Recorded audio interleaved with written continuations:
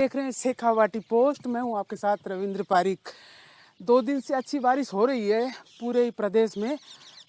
मावठ भी हुई है और एकदम मौसम है वो एकदम सुहावना हुआ है। ठंड भी बढ़िया है। तो इस ठंड का और बारिश का क्या प्रभाव पड़ेगा हमारी खेती पे, क्योंकि इन दिनों गेहूं है, सरसों है, काफ़ी कुछ है। तो हमारे साथ हैं सुल्तान जी जो हमें बताएंगे ये जो बारिश हुई है इसका किसानों की फसलों पे और खेतों पे क्या फ़र्क पड़ेगा। तो सुल्तान जी, सबके पहले तो शेखावाटी पोस्ट में आपका स्वागत है। नमस्कार साहब। नमस्कार जी। तो ये बताइए कि अभी क्या कौन कौन सी फसलें हैं जो खेतों में खड़ी है। अभी गेहूं है, सरसों है, चना है, मेथी है। काफ़ी कुछ है। सब्जियों में और क्या क्या है। सब्जी में गोभी है, गाजर, मूली। गाजर है, मूली, हाँ, ये काफ़ी सब है। काफी। तो ये जो 2 दिन से बारिश हो रही है लगातार रुक रुक के हो रही है, शहर में तो हर तरफ जल भराव है, लेकिन किसानों के चेहरों पे रौनक आई है।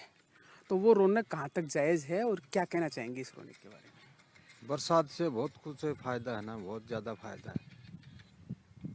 तो अब बारिश का अगर इसकी जगह ओलावृष्टि हो जाए तो क्या होगा फिर। ओलावृष्टि से तो बहुत नुकसान होगा किसानों का। हाँ तो आप भी यही चाहोगे इंद्रदेव से कि इंद्रदेव है वो जम के बरसे खेतों में। हाँ, यही। यही है। तो अभी यूरिया की किल्लत भी काफ़ी आ रही है। तो यूरिया का महत्व है वो अभी की जो फसल है उनमें कितना है। अभी यूरिया मिलेगा तो फसल अच्छा बनेगा। अच्छा बन जाता है क्या। हाँ तो अभी एवरेज में अगर मतलब किसी खेत में 10 किलो अनाज होता है, अगर यूरिया डालने से कुछ प्रोडक्ट है वो बढ़ता है क्या। हाँ, बढ़ता है वो। अभी 10 किलो होगा तो उसमें 20 किलो होगा यूरिया से। 20 किलो का। हाँ। यूरिया स्वास्थ्य के लिए है वो कितनी हानिकारक है।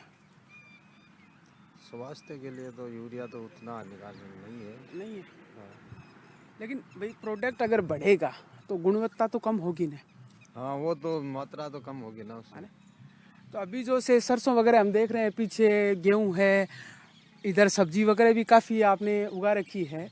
तो अभी ये मावठ की ये जो बारिश हो रही है ये कुल मिला के अच्छी है आप लोगों के लिए। हाँ, अच्छी है, बहुत अच्छी है। तो और चाहोगे कि और बारिश गिरे या। बारिश होए तो अच्छे है ना। तो इसमें बेनिफिट है वो बिजली का भी आता होगा, क्योंकि हर सीजन को अगर एक फसल को 30,000 की बिजली जलती है तो अगर बारिश होगी तो हाँ, बिजली का। बारिश होगी तो मोटर बिजली कम जलेगा ना। हाँ ये तो फायदा है। बिल्कुल। तो किसानों का साफ कहना है कि अगर बढ़िया बारिश और भी होती है तो चेहरे खिलेंगे, लेकिन अगर ओलावृष्टि होती है तो फसल के लिए काफ़ी नुकसानदायक है इस समय। और हम भी यही चाहेंगे इंद्रदेव से कि जमकर बरसे, इतना बरसे कि किसानों के चेहरे ऐसे ही खिलखिलाते रहें, क्योंकि यही है धरती पुत्र जो हमें अन्नदाता, यही है जो हमें अपने खेतों में अपनी मेहनत से एक एक गेहूं का दाना पिरो के हमारे घर तक भिजवाते हैं और आगे भी ऐसे ही भिजवाते रहें। बाकी आप देख सकते हो अभी तक किसानों के चेहरों पे रौनक है। आओ दिखानी थे, आओ विकास जी, आप बताओ कि यूरिया को महत्व है, क्योंकि हर तरफ देख रहे हैं यूरिया की किल्लत है, यूरिया की किल्लत है। जब आपने बेरो है कि सरकार ने भी इस चीज़ के लिए तैयार होना चाहिए कि भाई किसाना ने जब आज शाड़ा रिठंड की जो भी रवि की फसल हुए है भी कमाए ना, आपने चाहे कि भाई ठीक है, आपने पहले ही व्यवस्था रखनी चाहिए कि अपन अति यूरिया किसाना ने देनी है, क्योंकि आज प्रोडक्ट अगर बढ़े है तो कॉस्ट तो कम आवेगी ना। सही है। देखो सर, यूरिया की तो कमी फिलहाल चल रही है। हाँ पीछे 1-2 महीने से चल रही है। हाँ तो अभी अपनी जो मावठ की वर्षा हुई है ना, हाँ। तो उसमें लगभग सभी तत्व मिल जाते हैं। यूरिया मिल जाती है, कैल्शियम मिल जाती है। तो अभी कोई यूरिया की इतनी ज़रूरत है नहीं फसल को। अच्छा, इतनी जरूरत नहीं है। हाँ नहीं, अभी फसल को ज़रूरत नहीं है। अपनी जो मावठ की बारिश है, ये लगभग कई तत्वों की बारिश होती है। मतलब हाँ। जैसे हमारे शरीर को कई तत्वों की ज़रूरत होती है, वैसे ये बारिश हर चीज़ के लिए, पौधों के लिए, अपने सब्जी के लिए, अपने जो फसल है उसके लिए, सबके लिए अच्छा काम करती है ये। और यूरिया का तो ऐसा है, अभी जैसे दानेदार यूरिया है अपने अभी मिल नहीं रही है, तो इसकी जगह हम दूसरा कोई ऑप्शन है अपना, डीएपी आती है या ग्वारिया खाद आता है, या अपना अभी नैनो यूरिया चल रहा है, जो किसान इसको भी यूज में ले सकते हैं। अच्छा काम करती है, अच्छा रिजल्ट है इसका। तो वैसे कोई यूरिया की इतनी किल्लत है नहीं, अगर किसान लोग इसको समझ लेंगे ना यूरिया को। अभी नैनो यूरिया चलाई है सरकार ने, सस्ता भी पड़ता है, अच्छा काम करता है। इसमें नैनो पार्टिकल आता है। नैनो पार्टिकल क्या है, अगर हमें एक जगह पर डालते हैं तो वो फैलता है, कि कई दूर में फैलता है।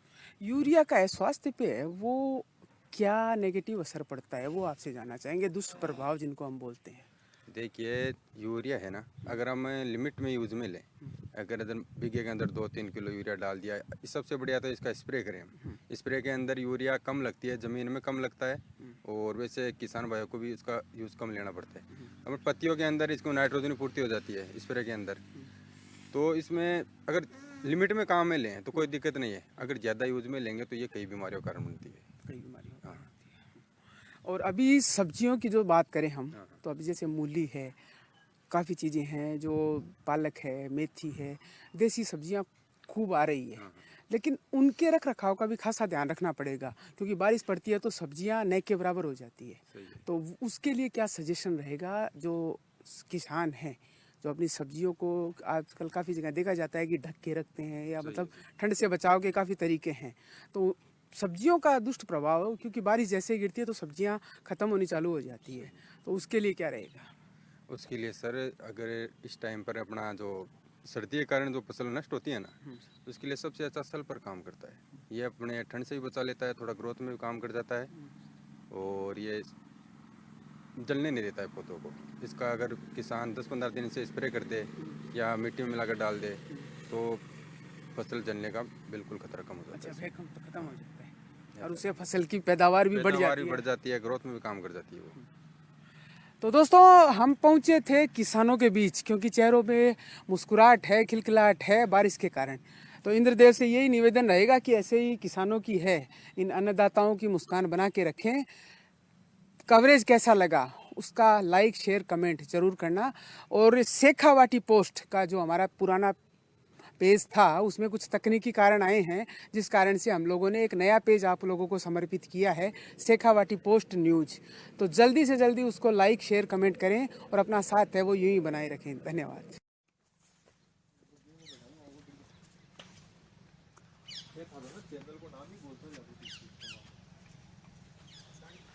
तो दोस्तों, ये है सरसों की फसल, जो आप देख सकते हो कि हर खेतों में खिलखिला रही है, और इसका बेनिफिट मावठ होने से, जो बरसात इस टाइम पे हो रही है, उसका आप समझ सकते हो कि कितना महत्व है वो किसानों के है। क्योंकि अगर ये बारिश होगी, ओलावृष्टि न हो, भगवान से यही चाहेंगे। बाकी आप देख सकते हो फलियां वगैरह हैं वो हर ओर आपको नज़र आ रही है, एकदम लच्छेदार फलियां हैं।